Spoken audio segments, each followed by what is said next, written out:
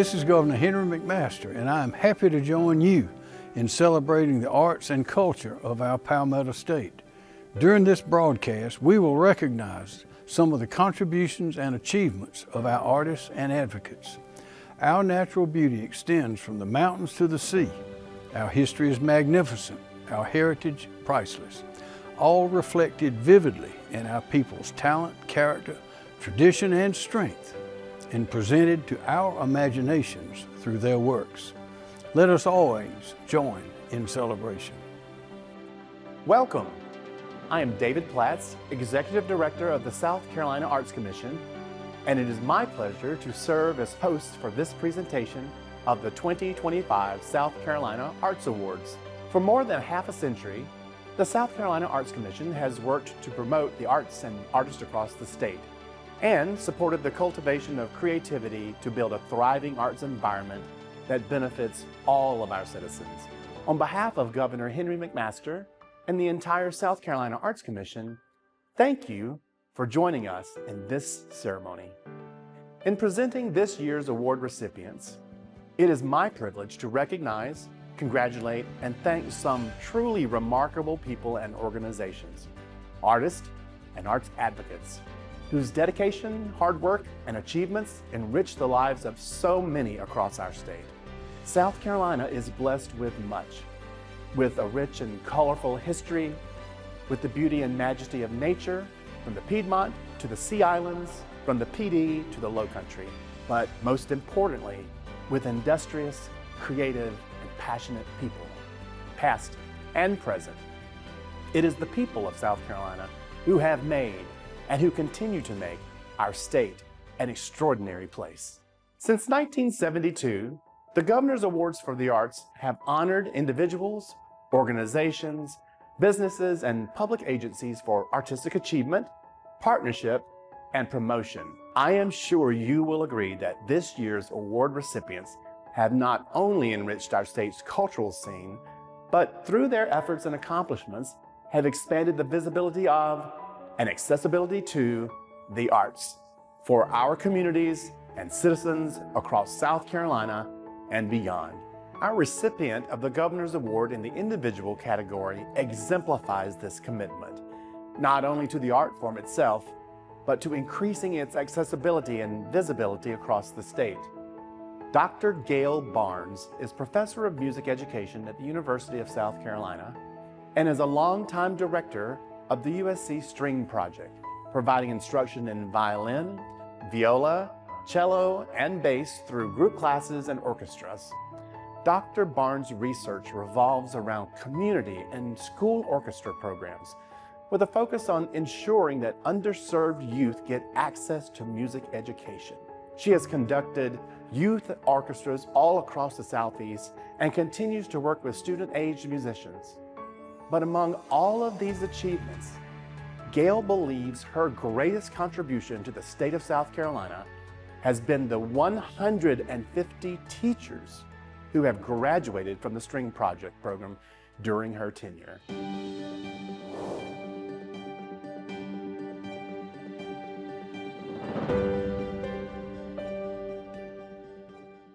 When I came, Gail was well known nationally already, but I have seen her mature with respect to her management of the String Project.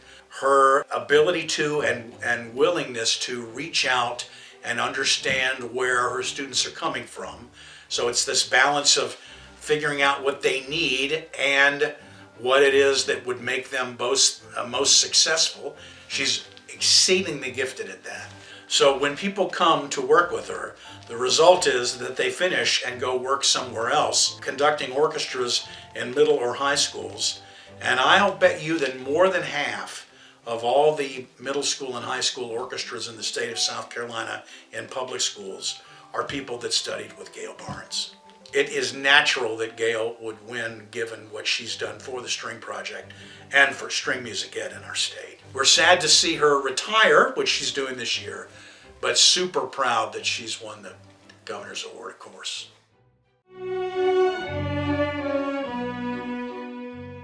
The String Project is a place where students from around the region can come to learn to play a string instrument.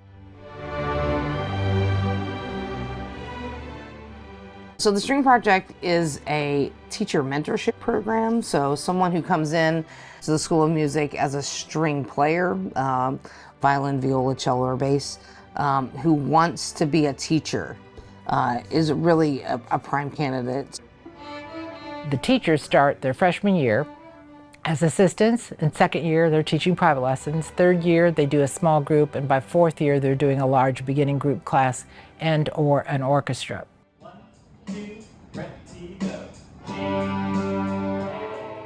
The state of South Carolina, especially the Midlands region, owes a huge debt of gratitude to the String Project. It is the standard String Project. It's the measuring stick. And that's a consequence of Gail, who is intensely devoted to the students, to the mission of the String Project, to orchestral music, to giving people opportunities across the lifespan to play a string instrument. I'm the third director of the String Project, and then I was hired 28 years ago and have been doing it ever since. Dr. Barnes works very hard, but I don't believe that that's what makes her unique. It's the care at which she does all of this. And after decades of doing it, that she still cares so deeply about this. And she's definitely going out on top. We've had 135 people graduate and 25 that are currently teaching in the program. So that's 160 teachers. And they go on and they work with hundreds and thousands of children, teaching them.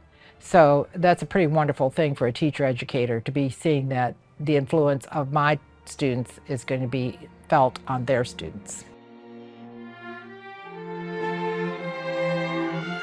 It's a great way to pick up an instrument, just come and learn in a very friendly environment. The student teachers here at USC are always just excited to see you grow and see you get excited. And it feels more friendly, maybe because they're learning too, not just us. And Dr. Barnes has developed this whole kind of process. And by the time they graduate, they're ready to do anything. And our graduates of the string program are going out and, well, we have a 100% job placement rate, but they're changing the world. That program would not be what it is without Gail. The School of Music would not be what it is without Gail. The Midlands would not be what it is without Gail. To come to a city of this size with the number of opportunities it has, good luck finding another city that does it better than we do. Good luck.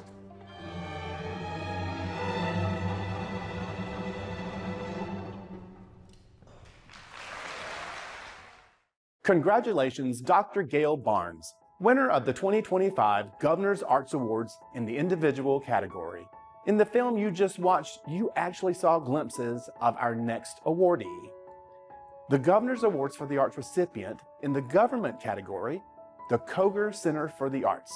From its opening on January the 14th, 1989, the University of South Carolina made it clear that its modern, new performance hall would cater to local community needs.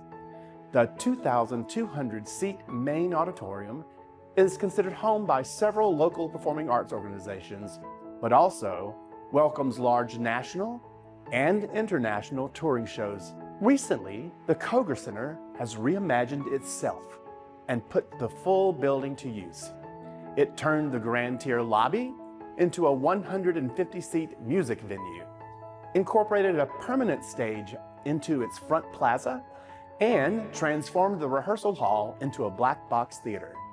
And rotating displays of visual art adorn nearly every wall, truly making the Koger Center's initial vision as a home for all the arts a reality.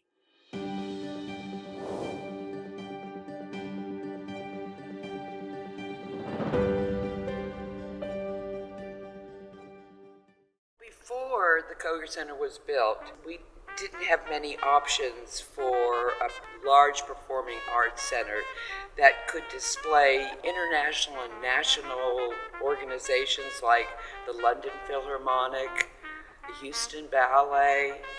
And when this center opened, it was as if the cultural and artistic life of our fair city took flight. No shade on football or basketball, but you know, that's been the reigning perception of Columbia. It's football and basketball, but nowadays you got the big Broadway productions, the Philharmonics, the ballet. The impact of this center in the center of the state of South Carolina has drawn everyone in from all over. Koger Center has really transformed South Carolina as a place known as a cool place to go for arts of all different shapes and sizes. It's very important. The arts is what keeps us alive, keeps us thriving. It feeds our souls, and that's something we don't always get from other avenues. And we're honored that they'll be receiving this very well-deserved award.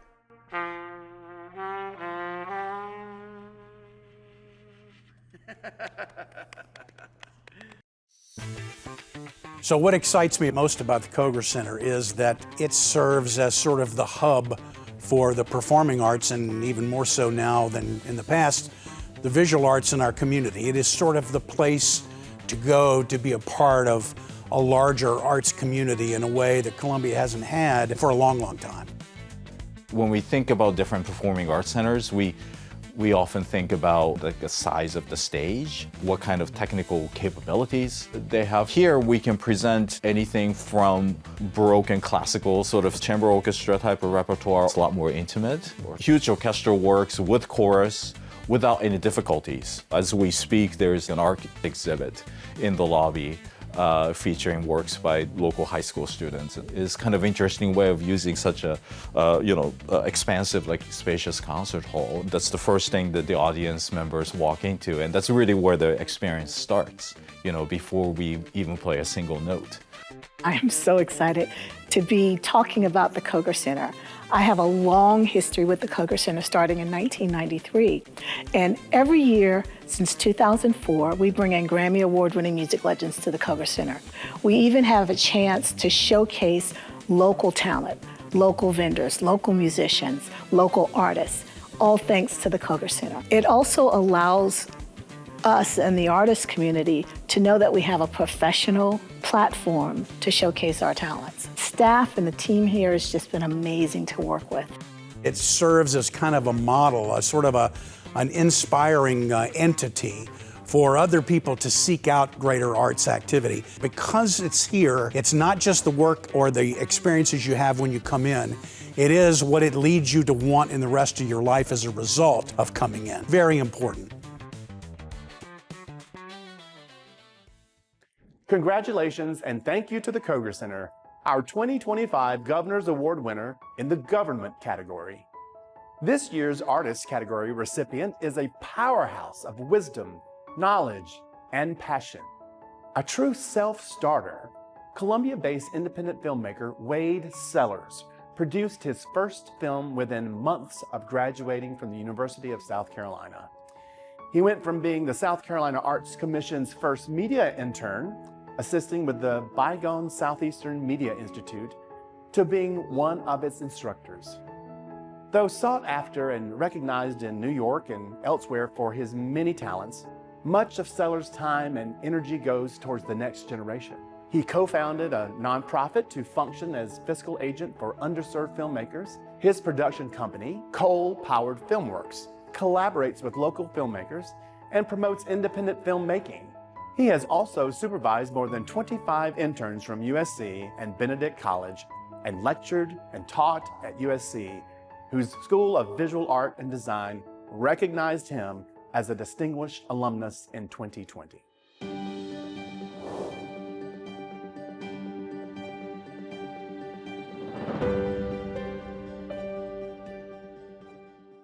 When I first met Wade, he was part of a group of young filmmakers of whom he was really a leader. Their spirit, their energy reminded me a lot of New York City. They had that kind of vibe of ambition and energy. Over the years, I've seen him become a business owner, a very well-respected and well-known documentary producer, an advocate. I think this award is long overdue, and I'm so happy to know that he's receiving it.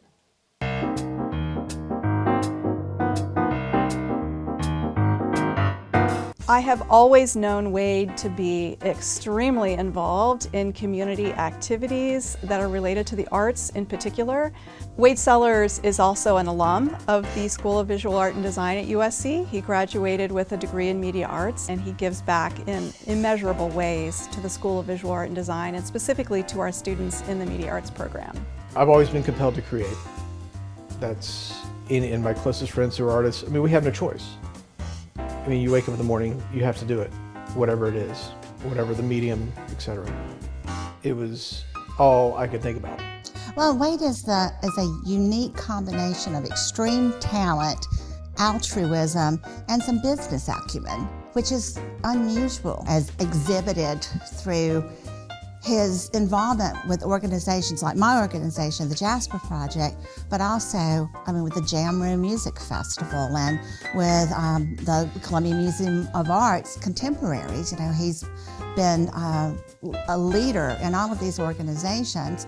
Because I'm also a filmmaker, I have had many conversations with Wade on and off over the years about the work that he's been doing, and in particular, I was very inspired by his work to produce some documentary programs for SCETV. His work is profound. He has illuminated many stories that had yet to be told. And then when the opportunity came up to travel with 22 vets from South Carolina who had been part of the D-Day invasion, to travel back for the 70th anniversary.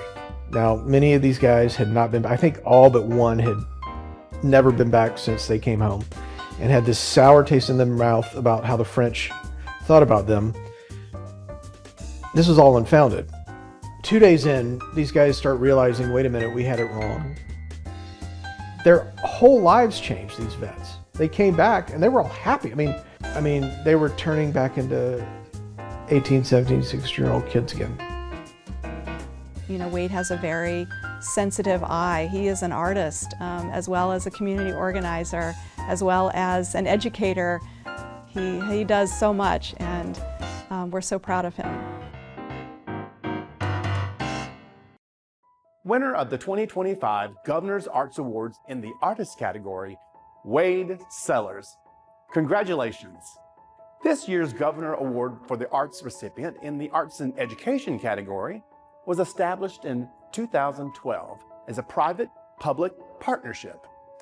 Engaging Creative Minds was the result of a community planning process involving a wide range of partners from across the Charleston area. Working with school districts, principals, teachers, and local businesses, these efforts have reached thousands of students and educators across South Carolina, fostering creativity, engagement, and a sense of belonging. With a focus on student engagement and success, ECM has emerged as a pioneering model in education. It equips students and educators with the tools to succeed not only in the classroom, but in everyday life, both before and after graduation.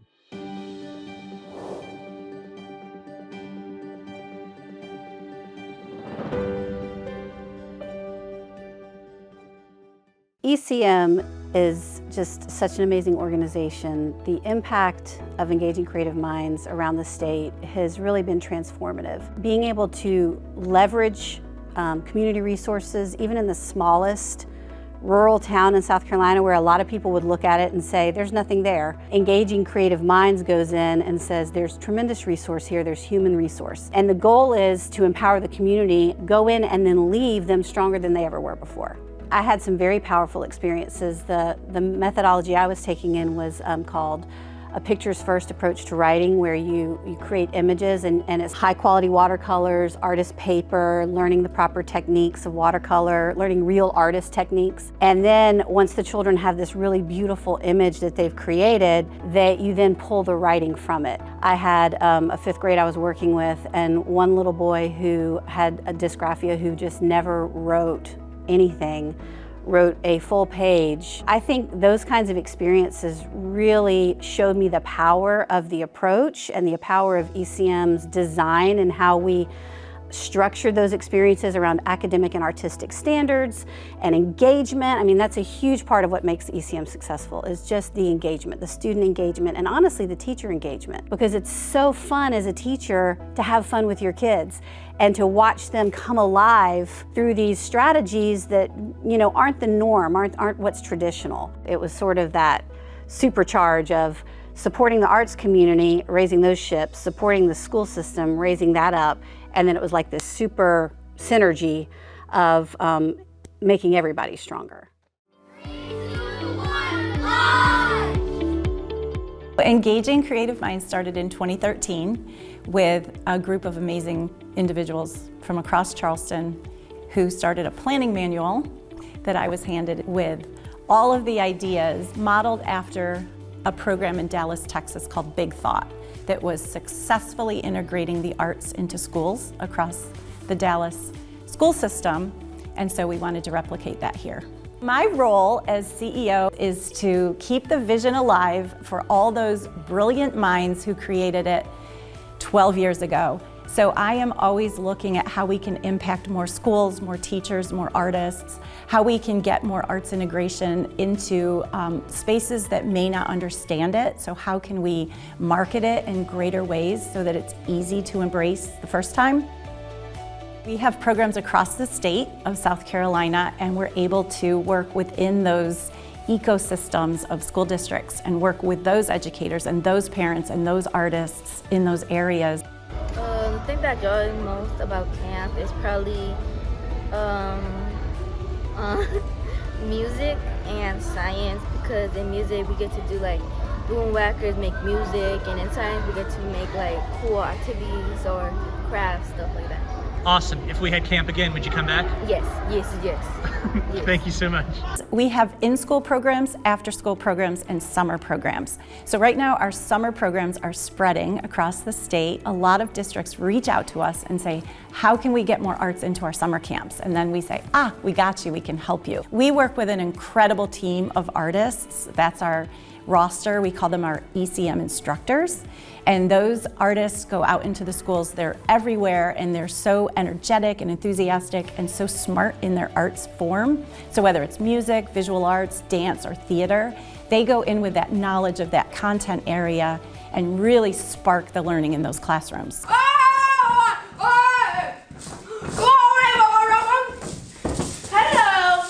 Hello, madam. Funny story, we had a camper, a middle school camper in one of our counties who really was reluctant to go to school and wasn't participating. And he was in one of our summer camps where there was a theater program that he was so excited about and really had never experienced it before, so he didn't even know that he was passionate and talented. Well, one day the bus didn't come, and he called the school so someone would come get him so he could go to the theater program that he loved so much. And those teachers were shocked that this student who would find ways to get out of school was actually calling to find how to get into school. And that was the power of that moment for that child who never before had experienced theater. Our mission is to spark creativity and curiosity in all learners through innovative and experiential learning, and that's what the arts do. Congratulations to Engaging Creative Minds, our 2025 Governor's Art Award recipient in the Arts in Education category. Since 1969, our Governor's Award for the Arts recipient in the Organization category has dedicated itself to displaying exhibits and individual works not only for area artists, but also from artists well outside their local communities. The Sumter County Gallery of Art was formed initially to serve residents of Sumter, Clarendon, and Lee counties, all rural areas, relatively isolated from larger arts centers. It was established through the hard work and determination of the Sumter Artists Guild, a local group which has always believed that visual art possesses the unique power to inspire, captivate, challenge, and engage people of all ages, backgrounds, and zip codes. In early 2003, it relocated and became part of the Sumter County Cultural Center. The facility it calls home today has 3 exhibit galleries and 7 classrooms in its 24,000 square foot space, all used to help bridge gaps in geography and economics by presenting and promoting a diverse array of visual arts and artists from the Sumter area and beyond.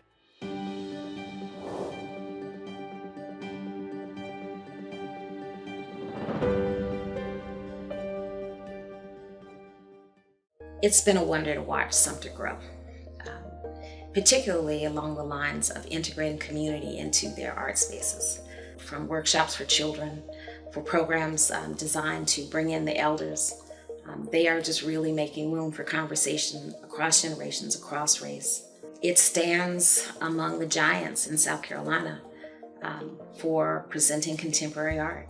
Artists showing in that space are showing in major museums and galleries around the world. It's important that there are spaces for contemporary art to be shown. It's important that those spaces be inclusive, that there's a diverse range of voices supported. That's the thing that I hope will happen. I hope that this brings them the kind of recognition they need to get the support that they need to expand their programming. We're isolated from the major art centers of the United States by geography and economics. So many people in our community, including me, will never get to New York City or Chicago or Los Angeles, Miami, even Atlanta to see great art. And so we resolved long ago to bring those important artists here. An artist that fulfills the mission best for the Sumter County Gallery of Art is an artist who really just knows their own voice, somebody who has, whether they're established or not in a greater world context, they know who they are as an artist and they know what they're producing. The other great part about the Sumter County Gallery of Art is that we always have an artist talk, which is a forum for the artist to speak directly to our patrons about their work. So not to sort of bury myself in this, but I do almost hope that my role disappears once the art is on the wall. What I really want is for the artist's work to show through. So it's a little bit of a magical place. Like when I moved here, I called Sumter the biggest little city in America, because it has big city vibes, and the gallery is one of them. But it is a small, little gem, really. So we offer a variety of exhibitions, art education opportunities. We have a summer art camp scholarship fund. We partner with other community organizations with different missions than ours. Everybody that we worked with to change this institution from top to bottom had a commitment to representing our entire community. Not only the city of Sumter, but Sumter is a big county, so there's a lot of rural areas that we serve as well. I'm connected to the people. When people come in, and I know our members, I see them, I talk to them, I tell them about the art. I feel a great sense of gratitude for our members, for our board, for the staff, now and in the past. We have built something together. The Sumter County Gallery of Art, our 2025 Governor's Award for the Arts recipient in the organization category. Congratulations. The traditional arts embody forms of creativity that are deeply rooted in our culture and history. One generation of artists passes them down to the next, nurturing and fostering a sense of identity, community, and continuity over the decades, centuries, and sometimes even millennia. It is an honor for the South Carolina Arts Commission to have a role in both promoting and preserving these traditional art forms. The Jean Laney Harris Folk Heritage Awards are one way we do that. They are the state's highest award for practitioners and advocates of traditional arts. This year, we recognize a cherished South Carolinian who dedicated herself to preserving and presenting our state's long-standing and unique artistic and cultural traditions. Despite starting Catawba pottery in her late adulthood, Caroline Sanders quickly mastered the 4,000-year-old art form. Sanders was known for intricate sculpting and fine burnishing techniques that made animals come to life. Busts of other Catawbas further established her uniqueness, as she was the first Catawba artist to create images of people out of that rich Catawba clay. But Sanders was also exceptional as a teacher and demonstrator. She was an artist in residence at the USC Lancaster Native American Studies Center. She frequently taught classes, always full, at the Catawba Cultural Center. Through these efforts, she shared her wisdom and techniques so that this treasured South Carolina art form continues. She became a master potter, exceptional artist, and just before her passing earlier this year, recipient of the 2025 Jean Laney Harris Folk Heritage Award. We honor and remember Mary Caroline Sanders.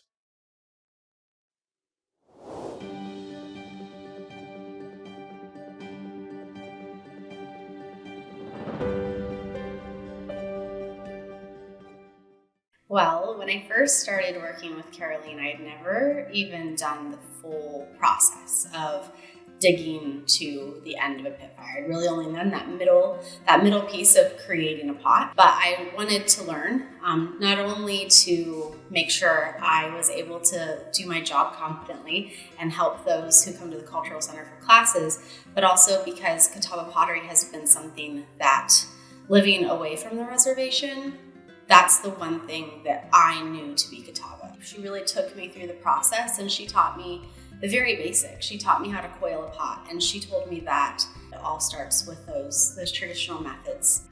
And this is how this art form has been able to stay alive for 4,000 plus years.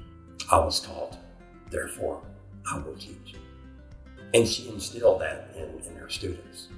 But Caroline was that good teacher and an incredible ambassador for the nation. There are people who collect her work far and wide, not only in the state of South Carolina. Her talent is so incredible that I think people can recognize that. You know, we dig it ourselves. We process it ourselves. There is no machine that's coming into contact with us, or we're going to a clay store and saying, oh, I'd like to have a bag of such and such. It's all staying with that same thing the ancestors did.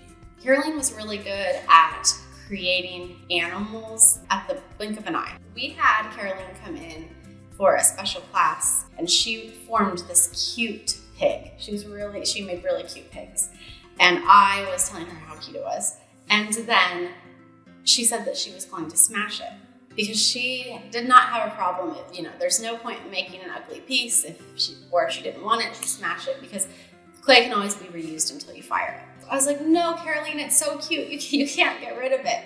And so she looked at me with this mischievous glint in her eye and she said, okay, well then you're gonna smash it.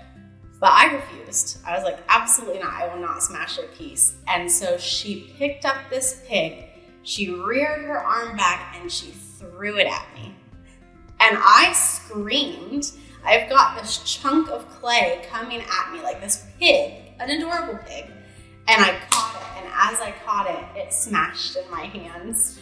And we sat there and laughed for probably a good 5 or 10 minutes. She was a great teacher and an even better friend. This has been a long time coming, recognition for Caroline. I am glad that it did occur, but I also am saddened that it wasn't there to actually experience the moment in person. But thank you, South Carolina Arts Commission, for recognizing the master of clay that she was. A woman who was tied to the past, but looking forward to the future. So that was Caroline. I didn't think I would ever do pottery because I watched Mama trade it, work hours and hours to clean the clay. But she'd sell them for 10 cents, 25 cents, something like that. I thought that's not going to be me because that's too hard to work. I'm not. But once I moved away and was not around it all the time, I knew how much it had meant to me as a child. It's in my blood and I can't help it.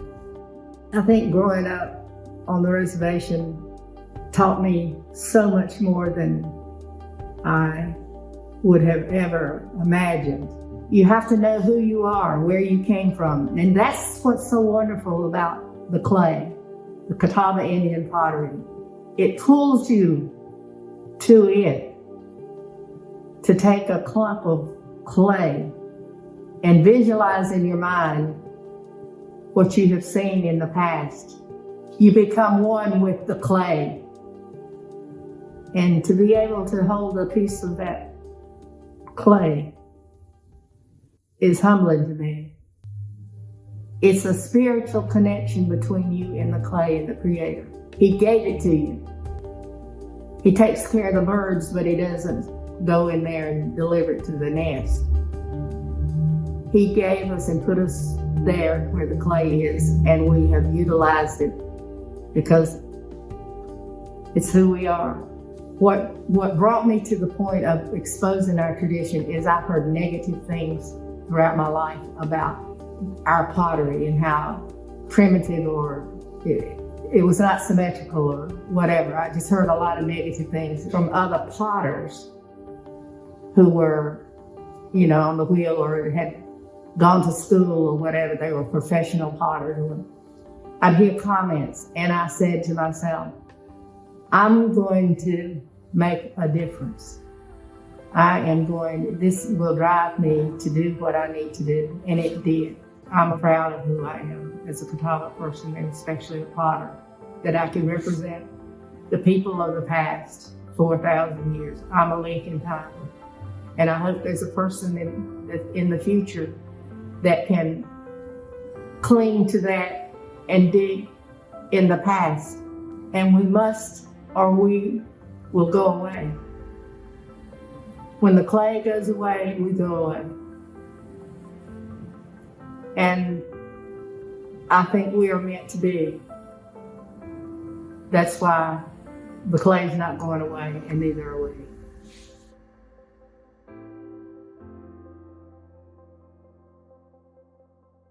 I was glad to have a wonderful conversation with Caroline when I shared the news of her award with her shortly before her passing. Congratulations to her family, and I offer condolences to you and all Catawbas on your loss. All of us are richer for the remarkable legacy she leaves us in her art, her teaching, and her graceful humanity. And congratulations to Dr. Gail Barnes, the Koger Center for the Arts, Wade Sellers, Engaging Creative Minds, the Sumter County Gallery of Art, the 2025 recipients of the South Carolina Governor's Awards for the Arts. It was an honor to host this wonderful presentation for another year, and thank you for celebrating with us. As we conclude, it was Pablo Picasso who once observed, "Art washes away from the soul the dust of everyday life." This year's awards recipients exemplify this washing away of everyday dust, helping to make our state more vibrant, more beautiful, more alive for all South Carolinians and for those fortunate enough to visit.